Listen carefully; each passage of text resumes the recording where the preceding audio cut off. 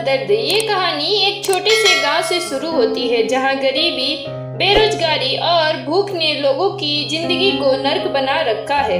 कहानी का मुख्य पात्र है रामू, जो एक 10 साल का बच्चा है, और उसकी माँ सीमा, जो अकेले ही उसे पाल रही है। रामू का बचपन कभी खिलौने से नहीं खेला।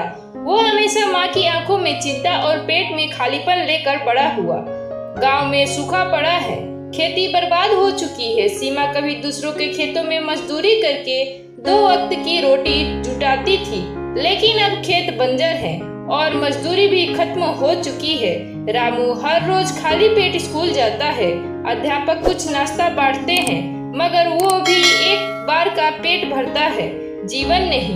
एक दिन स्कूल से लौटते वक्त रामू रास्ते में गिरी हुई रोटी का टुकड़ा उठाता है और खा लेता है। यही भूख का पहला गुनाह होता है उसके लिए, जिसे देखकर गांव के कुछ बच्चे उसका मजाक उड़ाते हैं। सीमा दिन भर गांव में इधर उधर घूमती है, काम की तलाश में, लेकिन कुछ हाथ नहीं लगता। घर में केवल एक मुट्ठी आटा बचा है। एक रात रामू की भूख के मारे हालत बिगड़ जाती है। सीमा अपने हिस्से की रोटी भी रामू को खिला देती है। अगले दिन रामू उठता है तो माँ बेहोश पड़ी होती है। गांव के वैद्य कहते हैं कि ये कमजोरी और भूख की वजह से हुआ है। रामू पहली बार भूख के असली दर्द को समझता है। ये सिर्फ पेट का खाली होना नहीं, आत्मा की बेबसी होती है। रामू फैसला करता है कि वो कुछ करेगा।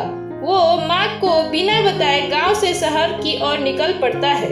10 साल का बच्चा, फटे कपड़े, नंगे पांव, लेकिन आंखों में एक सपना, माँ के लिए 2 वक्त की रोटी। घर पहुंचकर रामू को पहली रात स्टेशन पर बितानी पड़ती है। वहाँ वह दूसरों बच्चों से मिलता है, छोटू, बबलू और मुन्ना, जो सब भीख मांगते हैं, कूड़ा बीनते हैं। रामू को लगता है कि यही करना पड़ेगा, लेकिन वह ठान लेता है कि वह मेहनत करेगा।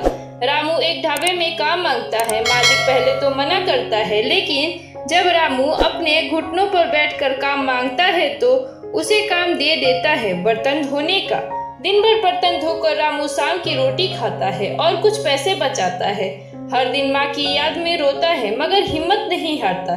धीरे धीरे रामू की मेहनत से ढाबे के मालिक का दिल पिघलता है।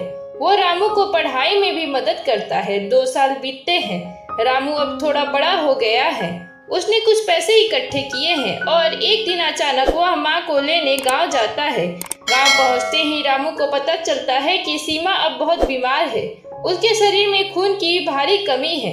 रामू उसे शहर ले जाता है, अस्पताल में भर्ती कराता है और उसके इलाज के लिए अपने सारे पैसे खर्च कर देता है। माँ ठीक हो जाती है। अस्पताल के डॉक्टर भी रामू के जज्बे को देखकर हैरान होते हैं। एक एनजीओ रामू की मदद के लिए आगे आता है और उसकी पढ़ाई और माँ के इलाज की जिम्मेदारी उठाता है। रामू अब एक छोटा रेस्टोरेंट चलाता है, जिसमें वह उन्हीं बच्चों को काम देता है जो कभी भूख के शिकार थे। वो सभी को खाना, पढ़ाई और इज्जत की जिंदगी देता है। रामू की कहानी पूरे शहर में फैल जाती है। एक दिन टीवी चैनल उसका इंटरव्यू लेने आते हैं। रामू कैमरे के सामने एक ही बात कहता है, भूख सबसे बड़ा दर्द है।